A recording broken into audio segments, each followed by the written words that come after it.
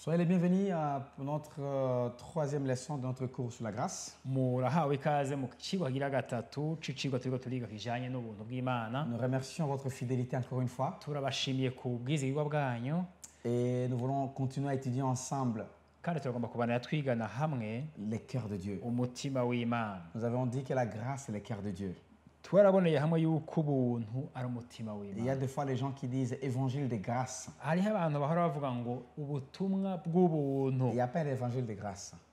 Nta butumwa bw'ubuntu buriho. Au fait, l'évangile c'est le cœur de Dieu. Ubutumwa bwiza ni umutima Et le w'Imana cœur de Dieu c'est la kandi grâce. umutima w'Imana ni Donc il ubuntu. n'y a pas un évangile de grâce. Rero nta butumwa bw'ubuntu bundi Donc, si buriho. on ne présente pas le cœur de Dieu, on ne présente pas l'évangile. Iyo uterekanye umutima w'Imana mu butumwa bwiza nta mana aba werekanye. Et voilà pourquoi nous avons tout ce temps ici. Nico gituma twafashe uyu mwanya. Prions ensemble Reka dusengere hamwe pour encore que Dieu continue à nous parler, kugira ngo Imana ibandanye ivugana natwe, pour qu'il continue à bouger nos cœurs, ibandanye inyiganyiza imitima yacu, afin d'ouvrir nos yeux dans kugira le ngo domaine où nous ne voyons pas. Vous twubure amaso aho tutabona. savez, nous pouvons regarder sans voir. Murazi urashaka kubona kuraba mugabo utabona. Et la révélation, c'est le fait de voir là où les gens ne voient pas.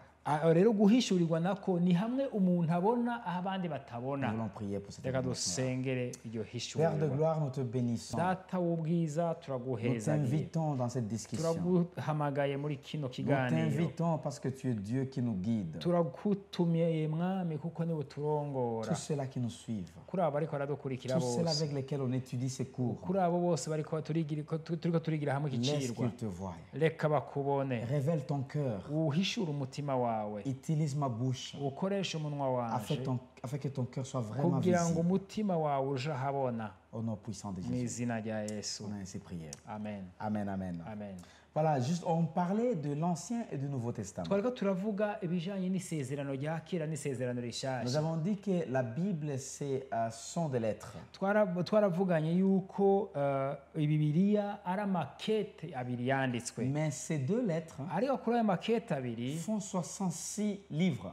bigizwe n'ibitabo 66. 66 livres. Ibitabo Livre 66. après livre. Igitabo inyuma Mais y'ikindi, il y a autant de livres qui font la première lettre ariko hariho mwibuke ko hari ibitabo bigize igitabo rya kete rya et mbere autant de livres qui font la deuxième lettre. n'ibindi bitabo bigize rya kete rigira kabiri. Pour moi, cela ne m'intéresse pas trop. Rero je ntacyo bimbariye gikomeye. L'Ancien Testament Isezerano rya kera parle de l'histoire du début de l'humanité. ritangura kuvuga akahise k'abantu ngene baremwe, Obéissance et désobéissance des enfants d'Israël. ingene abantu b'abanyisirayeli bagamburukiye Imana canke bayigambarariye. Il y a autant de sagesse présentée Harimwo ubwenge bwinshi bushigwa habona et beaucoup d'histoires de guerre, de protection, de délivrance des enfants de Dieu. n'amakuru menshi y'intambara y'ugutabarwa no gutabaruka kw'ihanga ry'Imana. Et tout ça n'était que à ombre Ngo ivyo byose ariko ngo vyari bitutu des choses qui devaient venir. vy'ivyari bigiye kuza, Des choses qui devaient venir. ibintu vyari bigiye Dans les kuza. termes bibliques, Mu majambo y'iyo Bibiliya, je pouvais dire que tout ça c'est l'ombre des choses à venir et la vérité est en Christ. ngo ivyo vyari bitutu vy'ivyari bigiye kuza kandi ukuri gushitse kushimangiye kuri muri Kristo Yesu. Et vous connaissez l'ombre. Kandi murazi igitutu. Si vous voyez l'ombre par terre, Iyo ubonye igitutu tu ne hasi peux pas voir les paupières. ntushobora kubona ingohe z'igitutu. Si tu vois l'ombre par terre, Iyo ubonye igitutu c'est hasi difficile de voir la peau de quelqu'un, la race, la peau, la vraie peau de quelqu'un. ntushobora kubona, iyo ubonye igitutu ntushobora kubona ingene umubiri w'uyo muntu usa. C'est là où des fois, si on vous amène de lettres là, Nicyo gituma bakura kuba ngaho et si hantu vous bornez sur la lettre écrite à nos pères, kugira ngo ntuhagarare ntuhanga amaso ikete ryandikiwe ba sokuru bawe, vous n'allez pas vous retrouver dans votre vie kuko ntiwotora neza ingene ubaho ubuzima bwawe bw'ukuri bwa kino gihe suivant ce que ton père vous a laissé. bihwanye n'icyo so wawe bwite yaguhaye mu Voilà isezerano pourquoi la rishasha. nouvelle alliance Nicyo gituma isezerano rishasha parle de Jésus, rikubwira ibya Yesu, parle de la vérité. rikubwira ukuri. Souvenez-vous, la grâce et la vérité sont venues avec Christ. Mumenye neza kandi mwibuke yuko ubuntu n'ukuri ngo vyazanywe n'umwami Ça, nous Yesu. avons lu dans Ivyo Jean, twarabisomeye hamwe muri 1:17. Yohani 1:17 que la grâce et la vérité sont venues avec Christ. ngo ubuntu n'ukuri vyazanywe n'umwami Yesu. Donc là, vous comprenez aha muratahura que vous ne pouvez pas avoir la vérité yuko mudashobora kuronka ukuri par rapport à vous, enfants de Dieu, biguhwanye n'icyo muri par nk'abana rapport à b'Imana vous aujourd'hui, bigihwanye n'icyo muri uyu si munsi vous ne comprenez pas le cœur de Dieu. iyo mudatahuye neza Et le cœur de umutima Dieu, w'Imana c'est Jésus lui-même. umutima w'Imana rero ni Yesu Le cœur de wenyene Dieu, c'est l'amour. umutima w'Imana Le n'urukundo cœur de Dieu, c'est voir tout le monde venir à lui. umutima w'Imana nuko Imana igomba kubona abantu bose Le cœur de bayigarukako Dieu, c'est voir le bras ouvert pour voir le monde entier, l'humanité revenir à Jésus. umutima w'Imana ni ukwagura ibiganza kugira ngo isi yose ize kuri yo Voilà pourquoi il a été crucifié sur la nicyo croix, gituma yitanze ku musaraba le bras ouvert, akaramvura amaboko afin que nous tous nous puissions kugira venir ngo twese hamwe tuze et être acceptés dans la famille.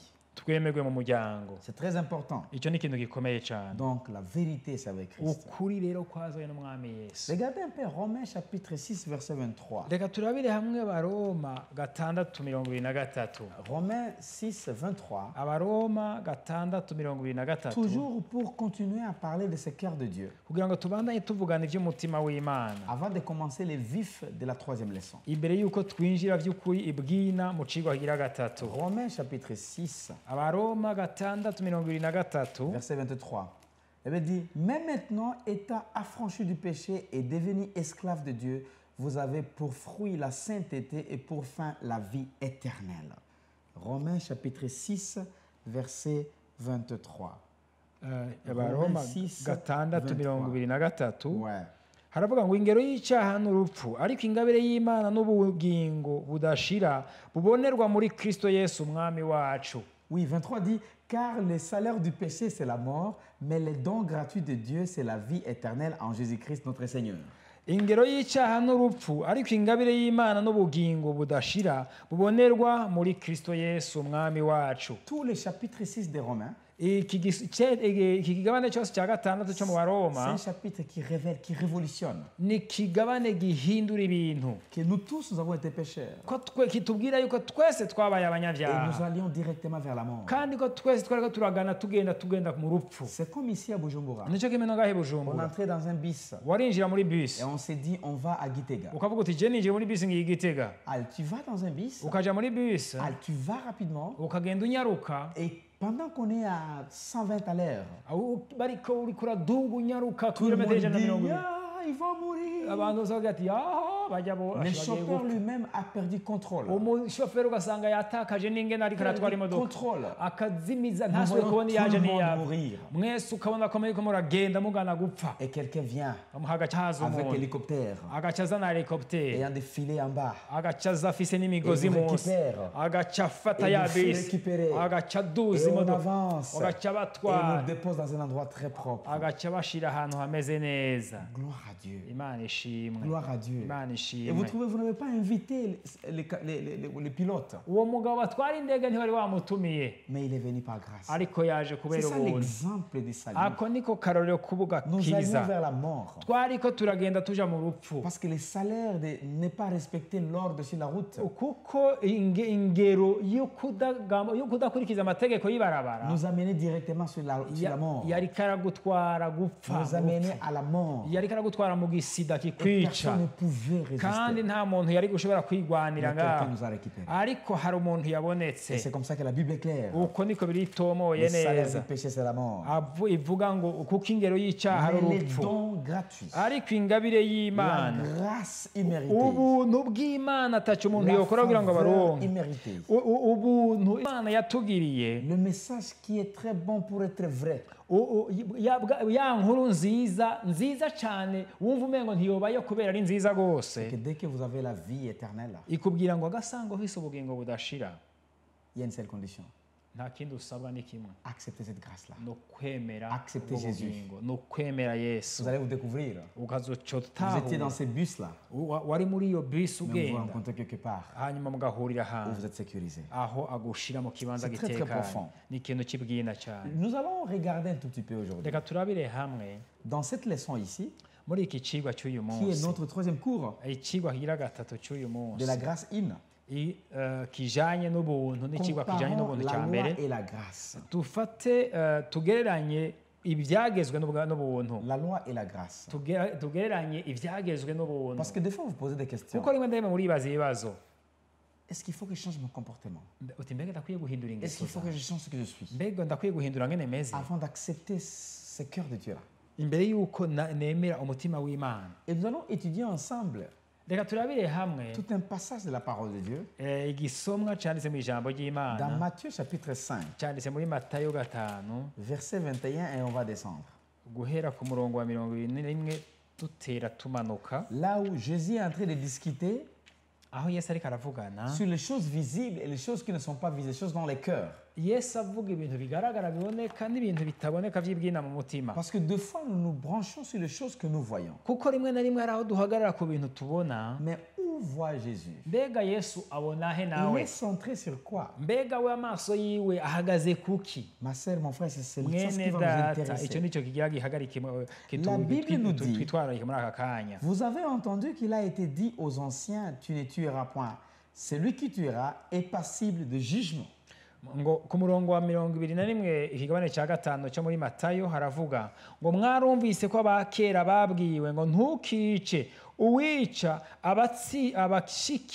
abashikiwe no gutsindwa n'urubanza. Ici, c'est la discussion qui est faite entre Jésus et le religieux, les gens de l'Ancien Testament. aha yesu yari karaganira n'abanyedini b'abafarisayo Et ils veulent un peu confronter la vérité. baraza batanga guhigana cyangwa guhaririza ukuri ariko aravuga Et ils ont oublié qu'ils étaient de l'ombre. baca bibagira yuko bobo bari mu gitutu En fait, ils aimaient Dieu, barakunda imana mais ils ne nibyo comprenaient pas le cœur de Dieu. ariko ntibigera batahura umutima Et w'imana c'est comme ça quand Jésus est venu, nicyo gituma igihe yesu il yaza voulait maintenant commencer à confronter des choses. yagomba guhangana n'ibyo byiyumviro by'icyo Il y gihe a beaucoup de gens hariho abantu qui benshi vont dans les églises, bagenda mu mashengero qui disent qu'ils prient, bakavuga ngo mais qui barasenga n'ont pas la révélation de cœur de ariko Dieu. ugasanga ntibigeze bahishurirwa umutima w'imana Et c'est le même cas ici. nicyo kimwe no ngaha Vous savez, ce que nous lisons ici, ibyo dusoma ce sont hano des choses même que nous voyons aux alentours, dans nos villes, dans nos villages. ni ibintu mbere dusanga turanabona n'aho tubaye mu mihana Il yacu n'y a aucune église nta shengero na rimwe qui dit que nous sommes une église de loi. rivuga ngo twe turi ishengero ry'amabwirizwa Toutes les églises amashengero disent yose qu'ils sont églises de grâce. bavuga ngo ni amashengero ari mu buntu Ils bw'imana enseignent le cœur de Dieu. bakigisha umutima w'imana Mais je vous informe ariko ngira ndababwire que vous allez iki voir opération de la grâce par rapport à ce que nous voyons les autres. ariko tuzobona aho ubuntu buriko burakora uravye abo bantu ngene babayeho Parce que c'est le cœur. kuko bijanye n'imitima Ça yabo ne commence pas par une action. ntibitahurira ku gikorwa Ils bakoze viennent, ils voient Jésus. aha rero baraza barabona Et ils yesu commencent à confronter Jésus. batangura kumuhaririza Et Jésus qui dit, vous avez entendu qu'il a été dit aux anciens, tu ne tueras point, parce que vous risquez le jugement. Verset 22 dit, mais moi, je vous dis que quiconque se met en colère contre son frère est passible de jugement, que celui qui dira à son frère raquin mérite d'être puni par son édrin, et que celui qui dira insensé mérite d'être puni par le feu de la gêne. ku murongo wa 21 barasubiramo bakavuga ngo mwarumvise ko abakera babwiwe ngo ntukice uwica abashikiwe no gutsindwa n'urubanza ariko jeho ndababwira yuko umuntu wese azorakira mugenzi we azoba ashikiwe no gutsindwa n'urubanza uzotuka mugenzi we ngo wakijujuwe azoba ashikiwe no gucirwa ku iteka uzomutuka ati wagipfuwe azoba ashikiwe no gutabwa mu muriro wa Gehonomu. Nous parlons de la grâce et la loi. aha turiko turavuga ubuntu n'amabwirizwa n'ivyagezwe La loi, elle est venue de Dieu. amabwirizwa yavuye ku mana La loi est venue révéler le cœur de l'homme. amabwirizwa yaje kwerekana umutima w'imana Parce qu'aucun homme n'est w'umuntu parfait. kugira ngo werekane neza yuko ata muntu n'umwe Aucun atunganye homme n'est juste. ko ata muntu n'umwe agororotse Et il fallait l'aide. kandi byari bikwiye ko aronka Mais umufasha l'homme non plus ne peut pas accepter sa faiblesse s'il n'est pas exposé. kandi umuntu ntiyigera yemera amakosa yiwe iyo adashizwe ahabona C'est comme ça que Dieu a donné la loi au travers de Moïse. nicyo gituma imana yatanze ivyagezwe biciye kuri mose Mais pendant que les choses avançaient, ariko ibintu biriko biratera bija il imbere fallait amener la vérité. byari bikwiye ko umuntu Et ashizana ici, nous ukuri voyons comment Jésus confronte maintenant. aha rero tugira tubone ngene ingene yesu abahaririza aba bantu Il veut révéler le cœur de l'homme. akagaragaza umutima Et w'umuntu. donc, on vous a dit que quiconque se met en colère, ce n'est même pas tuer encore. aha arababwira ati si no kwica agenda ababwiye umuntu azoshaburira mugenzi we. Vous dites tuer. mwe muriko muravuga ngo ni Mais ukwica, moi, je vous dis, ati ariko jewe si tu te ndababwiye mets seulement en colère, ngo niwashaburira mugenzi tu as wawe déjà tué. wamaze kumwica. Question. Ikibazo, Qui n'a jamais été en colère contre mbega l'autre? niyo atarigera ashaburira mugenzi we Ça révèle le cœur de l'homme. vyerekana iki? Que Umutima tout w'umuntu. homme a besoin de la yuko repentance. umuntu wese akeneye imbabazi z'Imana. Même le pape. na papa Si tu regardes ses lettres, uravye amakete yandika si tu regardes sur Facebook, ukaraba kuri Facebook comment est-ce qu'il réagit par rapport à des choses dans ce monde? ingene yishura ibintu bahuye navyo muri ino Il a si besoin de arakeneye la repentance. arakeneye Parce que le ukwihana cœur de l'homme a un uko problème. umutima w'umuntu urafise ikibazo. Voilà pourquoi nous avons donné nos vies à Jésus. nico gituma biba bikwiye ko dutanga Nous ubuzima avons bwacu kuri compris le Yesu cœur de Dieu. kubera yuko twatahuye C'est que umutima w'Imana personne ne pouvait se sauver. nuko ata muntu n'umwe yoshobora kwikiza. Ça, c'est le premier niveau. uru ni urugero rwa Que si tu mbere te mets en colère, tu dois aller dans la gêne. C'est dur. ngo agasanga ushaburira mugenzi wawe bikwiye kuja mu rudahera. Bon, mbega yemwe c'est difficile. biragoye Au rero. verset 23, ku mirongo ya mirongo ine na il gatatu dit, si donc tu présentes ton offrande à l'autel et que là, tu te souviennes que ton frère a quelque chose contre toi, laisse là ton offrande devant l'autel et va d'abord te réconcilier avec ton frère, puis viens présenter ton offrande. ku murongo wa mirongo ine na gatatu naho aravuga ngo niwajana ishikanwa ryawe ku gicaniro ukahibukira ko hari icyo upfa na mugenzi wawe usiga ishikanwa ryawe imbere y'igicaniro ubanze ugende wikiranure na mugenzi wawe uca ugaruka ushikane ishikanwa ryawe. Tu vois que c'est compliqué. urabona ko bigoye? Qui est-ce que tu as déjà vu mbega umaze kubona nde venir à l'église, aje kwishengera laisser son enfant là-bas, agaca areka ishikanwa rentrer à ngaho la maison, agaca ataha muhira mais il va rencontrer l'église terminée. agaca yoca asanga ishengero basohotse. Vous trouvez qu'il y a des choses, parce que l'offrande c'est l'adoration. kuko igikomeye gusumba ibindi no guhimbaza Imana Nos offrandes, amashikanwa nos yacu dîmes, abigira nos cumi aumônes, byacu nos amashikanwa sacrifices. yacu ibimazi Ce byacu sont le parti de l'adoration que nous avons envers notre Dieu. ni uburyo bumwe bwo guhimbaza Imana yacu. Alors Jésus révèle le cœur de l'homme. aha rero Yesu ariko arerekana umutima Il w'umuntu dit, vous hommes, arabwira ati mwebwe vous mwaba avez des problèmes. murafise ingorane Vos cœurs sont tordus. imitima yanyu Vos irahengamye cœurs sont des tombeaux. imitima yanyu imeze nk'imva Vous remplissez beaucoup de choses. yuzuye ububi Vous bwinshi avez la haine. mwuzuye inzigo Vous avez déjà tué. mwaramaze kwica Et d'ailleurs, vous venez devant moi pour dire, Seigneur, on te donne l'offrande. hanyuma ugaca muza imbere yawe mukamubwira ngo mana he Vous turakuzanira venez ishikano louer. mukaza guhimbaza. Répentez-vous. mwihana ubwa mbere Laissez l'offrande. mubanze mureke iyo Et allez mashikano arranger. mugende Au verset 25, mutunganye. il dit, accorde-toi promptement avec ton adversaire pendant que tu es en chemin avec lui, de peur qu'il ne te livre un juge, que le juge ne te livre à l'officier de justice et que tu ne sois mis en prison. ku murongo wa mirongo itanu na baravuze ngo wuzure vuba n'ukugera wuzure vuba n'ukugera mukiri mu nzira ukurega ntagushikirize umucamanza akaguha umusoda ugashirwa mu ibohero. Vous voyez ici, murabire hamwe hano on voit des choses secrètes. turabona ibintu vy'ibwina mu mutima, Des choses de notre voisinage sont aussi révélées. ibintu vyo mu kibano cacu birashizwe ahabona. Donc la grâce est le standard de Dieu. ubuntu rero nibwo rugero rw'ubuzima La bw'Imana. loi voit des choses qui nous entourent.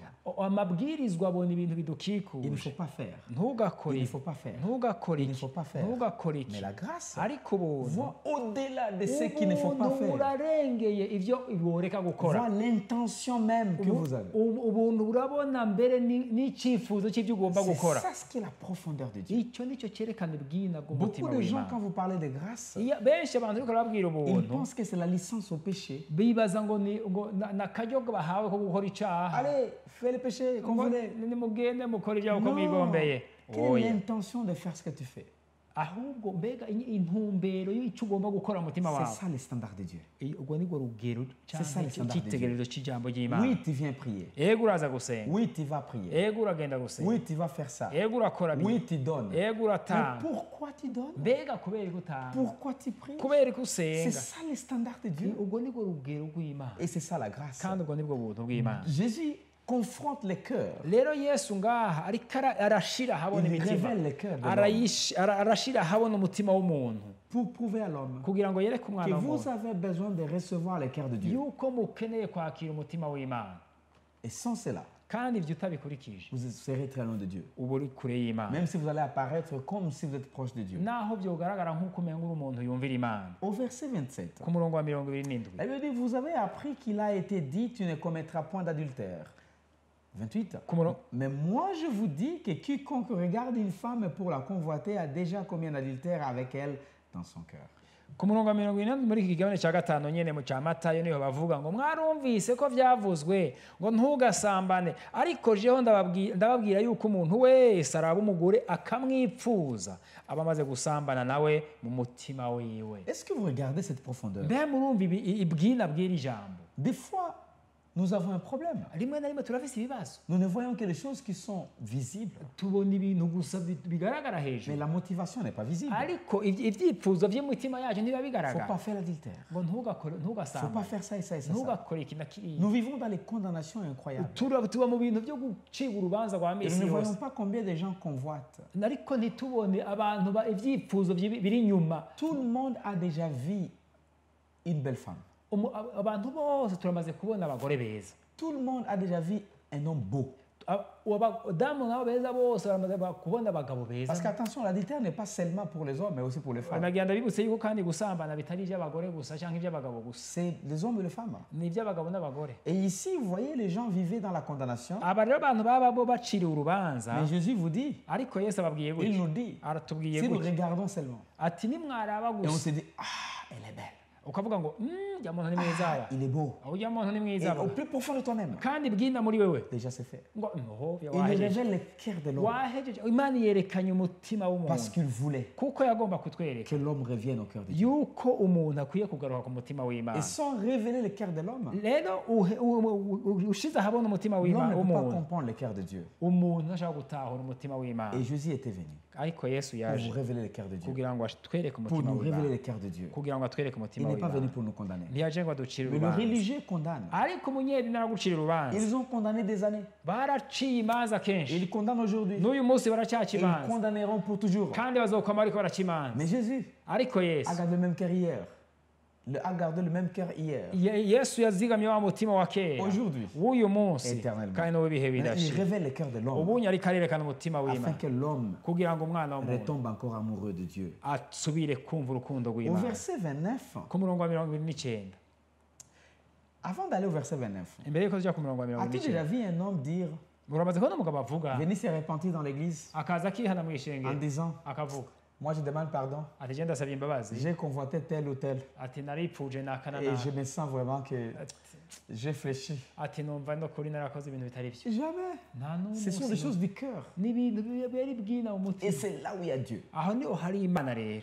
Laisse-moi vous dire, Reka nabwire si ikintu, vous ne comprenez pas la grâce, udatahuye vous ubu ne pouvez pas être enraciné dans ta relation avec ntushobora Dieu. gushinga imizi mu migenderanire Les ifitanye gens qui n'Imana. sont enracinés dans les Seigneurs, Abantu bashinze imizi mu ce sont mwami les gens qui ont compris le cœur de n'abantu Dieu. batahuye Ils ont ijambo compris la ry'Imana, grâce. batahuye ubuntu Seulement bw'Imana. la grâce Iryo jambo peut ry'ubuntu gusa t'enraciner. niryo rigushobora Il y a des kugushingisha chrétiens qui imizi. sont au top aujourd'hui et demain ils sont en bas. Hariho abantu usanga ari abakristu bo hejuru uyu munsi ejo ugasanga bari Les hasi. chrétiens émotionnels Abakristu bagendera mu sont mubiri des chrétiens qui n'ont pas compris le cœur n'abantu de Dieu. batigeze batahura umutima w'Imana. Dieu te dit, viens, Ariko Imana ikubwiye ngo ntuze viens, ntuze je suis là, ndi ngaha je suis là. ndi ngaha. Tu tombes, tu trébiches. Niwanyerera Il ukarwa te dit, viens. arakubwira ngo Il te dit, ntuze, viens. arakubwira ngo Il te dit, ntuze, viens. arakubwira Et ntuze, c'est ça le cœur de Dieu. kandi uwo niwo mutima w'Imana. Regardez au verset 29. Reka turabire umurongo wa La Bible 29. dit, si ton œil est droit et pour toi une occasion de chute, arrache-les et jette-les loin de toi, car il est avantageux pour toi qu'un seul de tes membres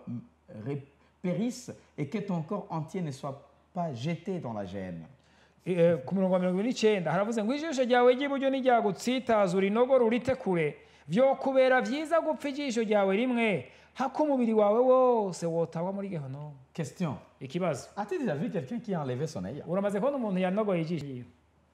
Moi, je n'ai jamais vu. Nawe ndigira mbona Et je jewe, crois que tu n'as jamais vu. nawe nibaza ko ataburagira ubona. Alors, vous trouvez ici Murega que mubona l'homme est hypocrite. aho ubona yuko umuntu ari indyarya, Mais Jésus est venu ariko Yesu yaje révéler le cœur de l'homme, kugira ngo ashire ahabona imitima nous y'abantu, exposer, abashire ahabona, exposer notre hypocrisie, ayerekane uburyarya bwacu, afin que nous soyons clairs de kugira ngo tube abantu bavugisha ukuri imbere y'Imana. Vous et moi là, Twe namwe nous avons combien de choses dans les cœurs? turafise ibintu biri mu Vous mitima avez yacu, combien de choses dans les cœurs? hari ibintu biri mu mitima yanyu. Le Seigneur te dit, viens.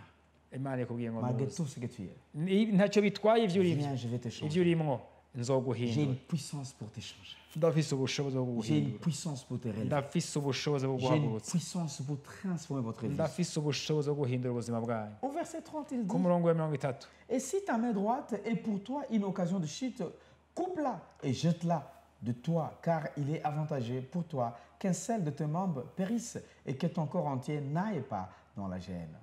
ku murongo wa 30 turavuze ngo n'ukuboko kwawe kw'iburyo nikwagutsitaza uguce igikonjo ugite kure vyokubera vyiza gupfa urugingo rwawe rumwe hako umubiri wawe wose woja muri gehono C'est très intéressant. ni ikintu gikomeye Et quand je cyane lisais ces versets pendant que je grandissais, ndiko ndasomeye imirongo igihe nariko ndakura je me demandais, Seigneur, naribaza nti mbega mwana cette main ici m'a causé des torts, iki kiganza cyane mais cyarankoze j'ai amakosa difficile à la couper. ariko numva mfise ikibazo cyo Parce que je kuguca ne comprenais pas les contextes. kuko sinatahura neza ibyo bivugwa ngaha Ici, c'est entre la loi et la grâce. aha anya yesu ariko aragereranya ibyagezwe n'ubuntu Jésus ne vous dit pas de couper vos mains. yesu ntababwiye ngo muce ibiganza Il ne byanyu vous dit pas d'enlever vos ntababwiye ngo yeux, munogore amaso yanyu de couper vos jambes. Il ne vous dit ntababwiye pas. ngo mukate amaguru yanyu Ce qu'il nous dit, c'est quoi? icyo ariko aratubwira ni iki Avec toute la beauté que tu as, hamwe n'ubwiza wuzuye ko avec toute la bonté aussi que tu as, n'umutima mwiza wowe ufise tu ne peux pas te sauver de toi-même. ntushobora kwikiza wowe nyine Tu as besoin de recevoir urakeneye kwakira la grâce de Dieu, ubuntu bw'imana l'amour de Dieu, urukundo rw'imana les plans de Dieu imigambi pour la yawe rédemption. kugira ngo ucungurwe Quel que soit ce que tu veux faire, ntacyo bitwaye icyo wowe ugomba tu gukora peux te cyose déchirer comme tu veux. urashobora kwitanta mu Tu ne rukitabagura peux pas te sauver de toi-même. ntushobora kwikiza wowe nyine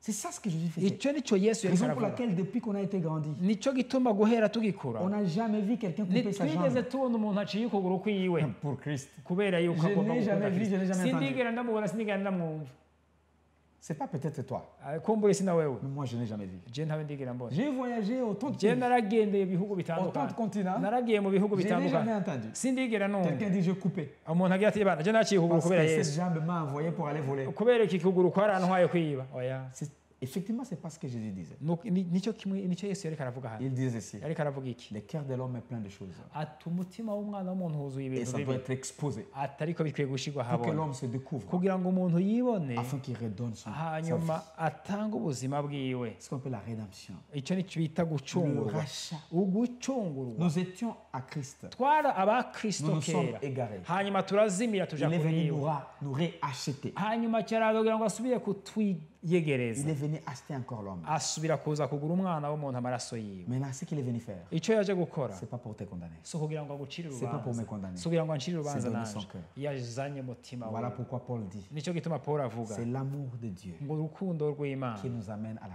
ngo nirwo repentance. rutuzana kwihana Plus nous voyons l'amour, uko tubona urukundo vous savez, il y a un problème. murazi hari ikibazo Si vous n'avez pas une bonne foi utagira ukwizera ou une bonne croyance, utagira ibyizerwa by'ukuri vous ne pouvez pas agir bien pour Dieu. ntushobora gukora neza ku bihwanye n'imana Les actions que nous faisons ibikorwa dukora dépendent de la foi ou la croyance que nous avons. bivana n'ukwizera cyangwa ibyizerwa tuba turimo En d'autres termes, mu yandi majambo si nous n'avons pas une bonne sémence d'orange, tudafise imbuto nziza y'umucungwe nous ne pouvons pas récolter des bons oranges. ntidushobora kwimbura imicungwe myiza kandi Et c'est la raison pour laquelle moi je vous encourage. nicyo gituma ngomba kubatera intege Dès que vous commencez avec Christ, igihe mutanganye dès n'imana que vous ouvrez votre cœur igihe mwuguruye umutima pour wawe recevoir, mukakira cette yesu grâce de Dieu, mukakira ubwo buntu bw'imana commencez à manger la bonne nourriture. mutangure gufungura ku mfungurwa nziza z'ijambo ry'imana mu buryo bw'imhemu Regardez la parole de Dieu. murabe ijambo ry'imana Dans la lettre que vous êtes écrite, murabe muri rya vous cacete allez commencer à mwandikirwa voir des choses différentes. muzotangura kubona ibintu ubudasa Ne dis pas, je vais voir comment telle église fait. Non. ntuvuge ngo urumva je mbona ngene ishengero kanaka n'irya shengero rindi n'irya rindi ngene bakora Gloire à Dieu pour les églises. imana ishimwe ku bw'amashengero Gloire à Dieu pour les églises. imana ishimwe ku Mais bw'amashengero que dit la parole? mbega ariko ijambo rivuga ngo iki Regardez tous les livres des actes des apôtres. murabe ibyahishuriwe ibyakozwe n'intumwa Comment les églises faisaient. ingene amashengero Comment y'abantu l'évangile avançait. ingene ubutumwa bwiza Quel était le bwabandanya message? mbega ubutumwa bwavugwa bwari Et bumeze c'était gute ça la sémence. icyo nicyo cyari Et c'est imbuto pourquoi ça produit des fruits forts. nicyo gituma kandi byimbuye ibyamwa bikomeye Si nous sommes touchés aujourd'hui à Bujumbura, agasanga twarashikiriwe nous natwe ngaho i sommes bujumbura touchés au Congo, agasanga twarashikiriwe i nous sommes kongo touchés au Rwanda, agasanga nous twarashikiriwe mu sommes rwanda touchés en Ouganda, agasanga twarashikiriwe touchés en muri Afrique du buganda Sud, tugakorwa ko muri touchés afurika au Canada, y'epfo en France, gushurwa muri Canada, mu et en Bufaransa, Asie, muri Aziya, c'est parce qu'il y a un petit groupe de gens nuko hariho abantu qui bakeyi avaient mangé une bonne bari semence. bafunguye ku mfungurwa Et nziza zo mu buryo la bw'imwemu, production hanyuma était ivyamwa très forte. byabaye bikomeye cyane. nous aussi, na Si twebwe nous ne mangeons pas bien, tutakiri imfungurwa nziza, l'avenir de akazoza nos enfants, k'abana de la nouvelle bacu, génération, ukurungano va ruzokurikira avoir beaucoup de problèmes. ruzogira ibibazo byinshi, Va avoir beaucoup de problèmes. ruzogira ibibazo byinshi. Voilà pourquoi Jésus révélait les cœurs de l'homme. nicyo gituma Yesu yashira habona umutima w'umwana Il w'umuntu. ne disait pas non plus qu'il faut couper, Yababwira ati bicagagure, parce qu'il confondait les cœurs. kuko yaba ariko arashira habona umutima w'umuntu. Ati nimuyice, kupa y'amaguru, nimucame y'amaguru. C'était pas facile. Ntibyari Qui byoroshye. peut couper? Mbega ninde Même yoshobora couper kuguca son doigt comme ça, tu no ne peux guca pas. agatoki gatoyi kiwawe ntibikunda. Oui. Parce que ntibikunda le cœur de l'homme kuko umutima w'umuntu devait te révéler. wateza gushigwa habona, Devait te révéler. wateza gushigwa habona. C'est la raison pour laquelle moi j'aime un serviteur de Dieu. nicyo gituma nkunda umukozi w'Imana umwe. Un serviteur, c'est un vieux papa, il est trop vieux maintenant, à Non. plus de 90, plus de 90 ans. ni umukozi w'Imana afise imyaka irenga 90 ubu. Souvent il dit, kenshi niwe akunda kuvuga qui peut me vendre son œil? ngo ninde mbega yondandaza ko ijisho ryiwe. Vends-moi ton œil à 1000 $. ati jewe ijisho ryiwe wenda rigure amadolari 1000.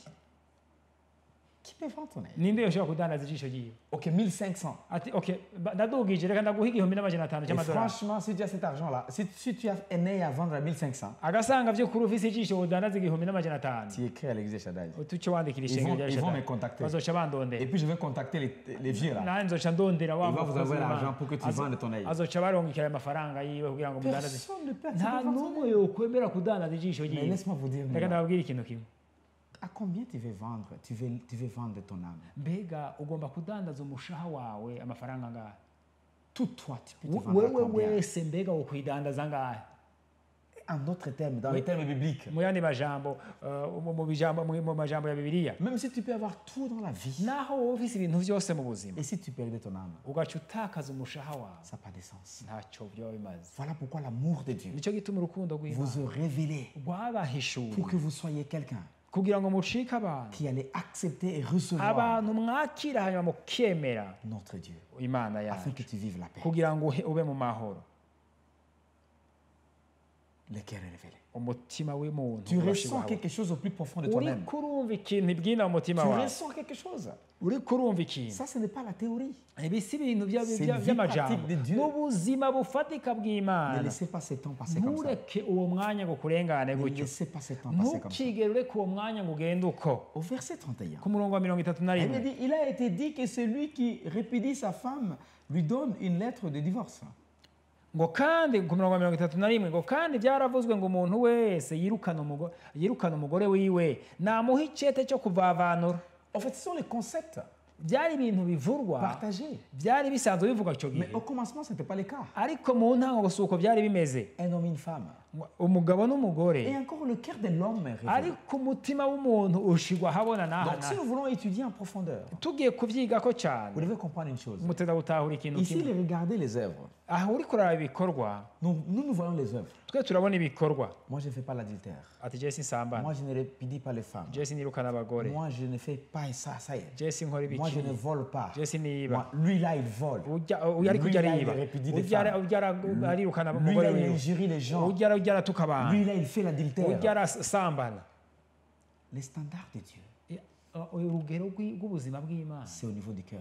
bihera mu mutima, C'est au niveau du cœur. bihera mu mutima, C'est au niveau du cœur. bihera mu Et c'est mutima. ce qu'on appelle grâce. icyo nicyo bita ubuntu C'est pas bw'Imana. le temps de juger les autres. Si umwanya wo gucira abandi urubanza. Voilà comment la lettre a été écrite. Ephésiens 2, 8. turabire hamwe Abanyefeso 2:8 ngene handitse. Ça, c'est notre lettre. iki nicyo cete cyacu, Directement écrite à nous. iki cete twandikiwe. Ephésiens chapitre 2, Abanyefeso 2:8 verset 8. ku murongo w'8. C'est super profond. La Bible est claire en disant, Bibiliya atomoye neza, car c'est par la grâce que vous êtes sauvés, par le moyen de la foi.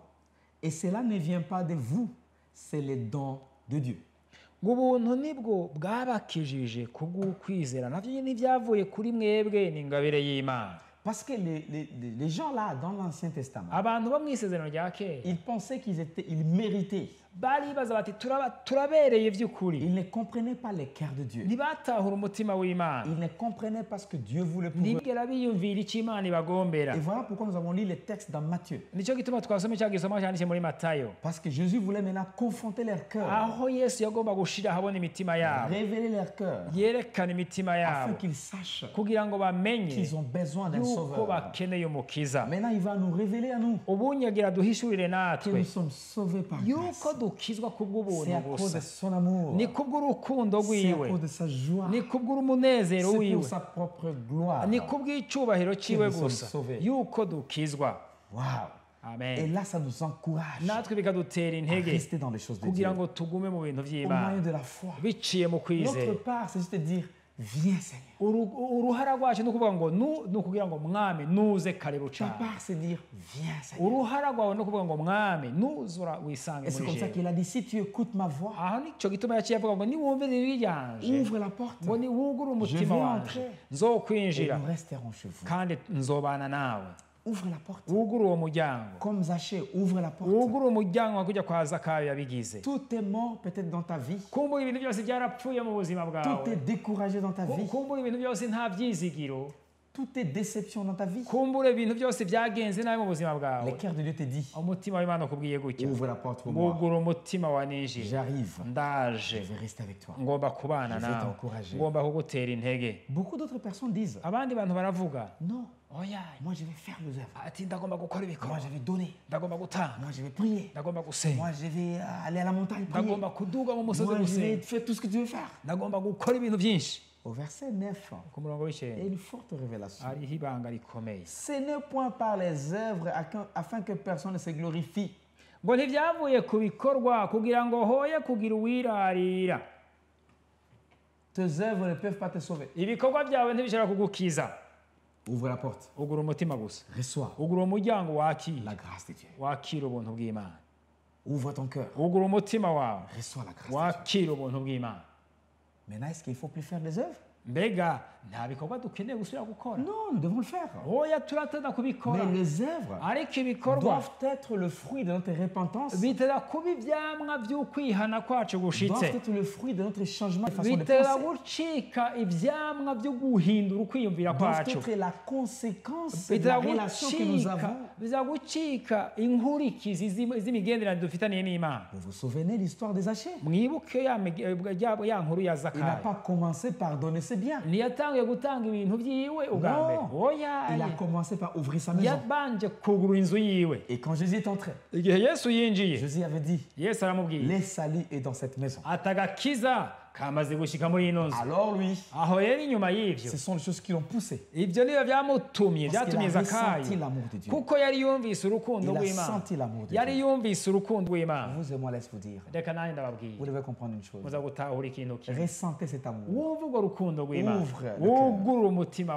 vous wawe ne serez jamais déçus. kandi muzokwigera mu La maramara. compréhension de la grâce Ugutahura ubuntu bw'Imana enracinera votre vie. bizoshingisha imizi ubuzima Dans les bwanyu choses de Dieu. mu bintu Mais by'Imana. si tu ne comprends jamais la grâce, Udatahuye ubuntu na tu rimwe auras très difficile uzogira ingorane à comprendre le gutahura cœur de Dieu. umutima w'Imana. Dieu t'aime Imana et iragukunda il veut vraiment vous visiter. kandi iragomba Il kukugendera, veut rester avec toi. iragomba kubandanya Et si ibana tu es nawe. quelqu'un qui partage l'évangile, Agasanga uri umuntu uvuga ubutumwa bwiza, ça c'est le vrai évangile. iyi ni inkuru nziza y'ukuri. Ça c'est le vrai évangile. Iyi ni inkuru nziza Si tu y'ukuri. partages quelque chose en dehors de ça, Agasanga uvuga ibintu binyuranye tu n'ibi, partages tes histoires, uriko uravuga amakuru yawe tu partages wishakiye, la religion, uriko urasangira n'abandi idini tu ryawe gusa, partages les romans, uriko uravuga ibintu tu wifondeye, partages la philosophie. uriko uravuga ibintu by'ubwenge Parce que bw'iwawe le gusa, message de l'évangile kuko ubutumwa bwiza bw'ijambo ry'Imana cyangwa inkuru nziza est trop bon pour être ni vrai. nziza cyane abantu kugeza naho Les gens bayikekeranya doivent ko ari ukuri. sentir. Abantu za kumva by'ukuri C'est quoi ça? ati ibyo bintu kumenga C'est quoi ça? kumenga C'est urabengeje comme si l'évangile, c'est comme si recevoir Christ n'est rien. mbega umengo kwakira Yesu ugomba kubyorosha gutyo rero ko byabyorosha yego Parce que la chose qui a pris la vie de Christ, kuko ikintu cyafashe ubuzima bwa c'est Yesu le salut. kabaye Il agakiza a guéri les gens, yarakijije il abantu n'était pas mort. ntiyigeze apfa.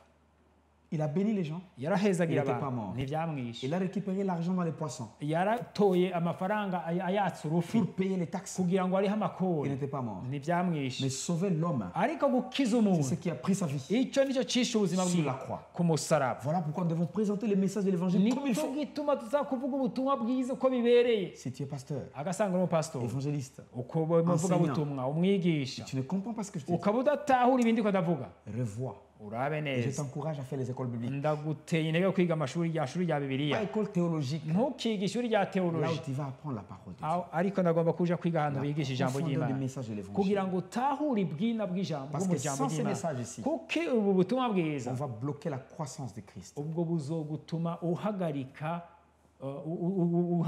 On va bloquer la croissance du corps de Christ. uzohagarika ugukura kw'abana b'imana La seule façon uburyo bwiza pour enraciner les gens dans les kugira ngo corps de ushingishe Christ, imizi muri kristo abantu c'est être enraciné dans la grâce. ni uko uba ushinze imizi mu Nous buntu sommes ce que nous sommes, turicika icyo turi pas par notre force, atari kubera inkomezi par zacu la force divine. ariko biciye mu nkomezi zo Nous mu avons ijuru accepté Jésus twarakiriye yesu parce qu'il nous a acceptés d'abord. kubera yatwemeye ubwa mbere Nous sommes venus à Jésus tuza kuri we parce qu'il est venu d'abord nous kuko chercher. yaje kuturondera ubwa mbere Tout c'est la grâce. twe byose bikorwa Et ku voilà buntu pourquoi nicyo gituma nos œuvres ibikorwa ne byacu peuvent pas nous sauver. bidashobora kudukiza Recevons Christ. twakire yesu Autre chose va venir après. ibindi bizogenda Les bikurikira œuvres vont être le fruit de notre nouvelle ibikorwa naissance. bizoba ibyamwa bya kuvuka ubwa Tu kabiri vas bwacu naître de nouveau. uzovuka ubwa kabiri Il y avait un type.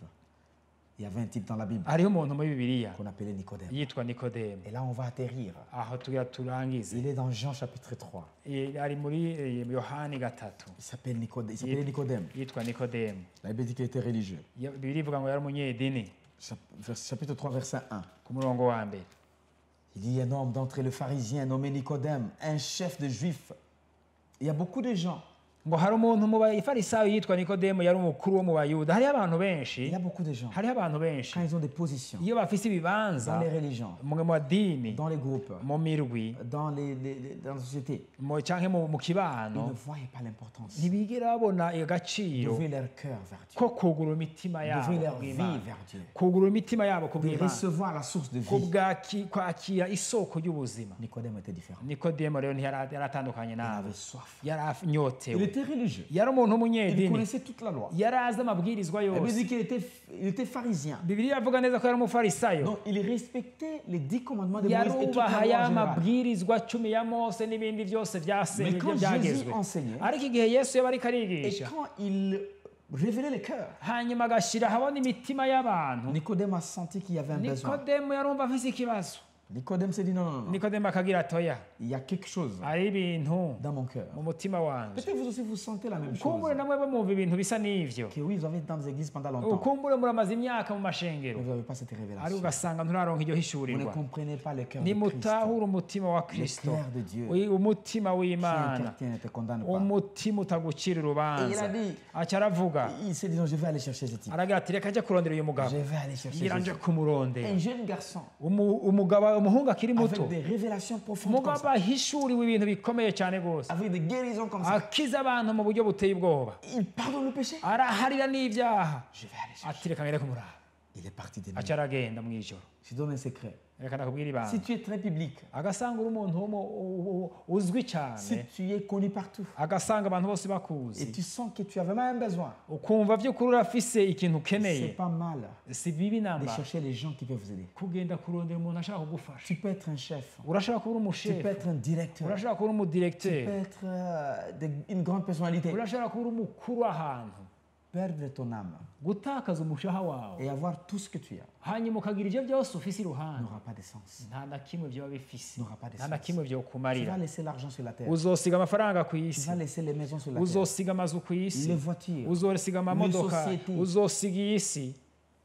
Tout ce que tu as eu. ibyo byose warondeye ngaha ku isi Et en plus de tout ça, inyuma y'ibyo ariko ta vie sera éternellement dans l'enfer. ubuzima bwawe bubeho ibihe bidashira muri C'est udahera ce que Jésus révélait ici. icyo nicyo yesu yari karerekana hano Que ton cœur revienne à Christ. umutima wawe reka ugaruke ku mana Revienne à la famille. ntugaruke mu Et une muryango seule façon de revenir, kandi uburyo bwiza bwo kubikora c'est chercher quelqu'un.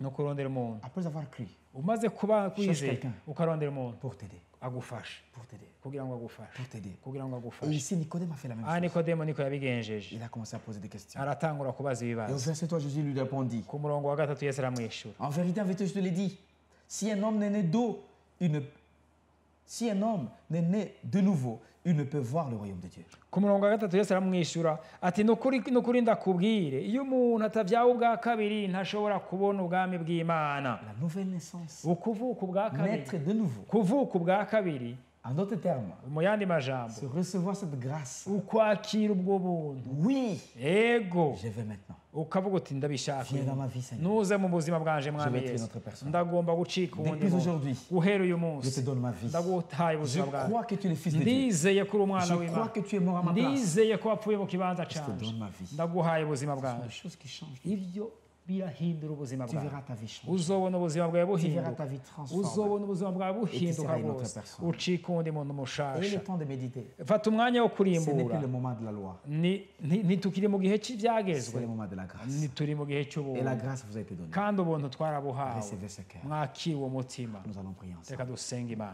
Père, nous te remercions Data turagushimiye parce que ton peuple a besoin de toi. kuko ihanga ryawe Merci riragukeneye. parce que le millier des gens, Seigneur, Urakoze ko ibihumbi ils sont by'abantu touchés par ton cœur bakogwa ko n'umutima et nous les wawe recevons en toi. bakakira uwo mutima Merci pour muri cette famille urakoze kuri uyu muryango de gens qui t'aiment. kuri w'abantu Nous te bagukunda. bénissons, Père. Turaguhaye icyubahiro Nous te mwami, bénissons notre Dieu. turaguhezagiye mwami Au nom wacu de Jésus, mu izina rya on a Yesu ainsi prié. niyo dusenze. Amen, amen. Amen, Amen, amen. amen, amen. Restez bénis, Muhezagirwe, restez forts, mube abantu restez mukomeye, puissants. mube abantu b'ubushobozi, Aimez le Seigneur. mukunda Imana, Continuez à étudier mubandanye mwiga, et tu seras toujours béni. kandi uzokwa muhezagirwa. Bye bye. Imana ibahezagire.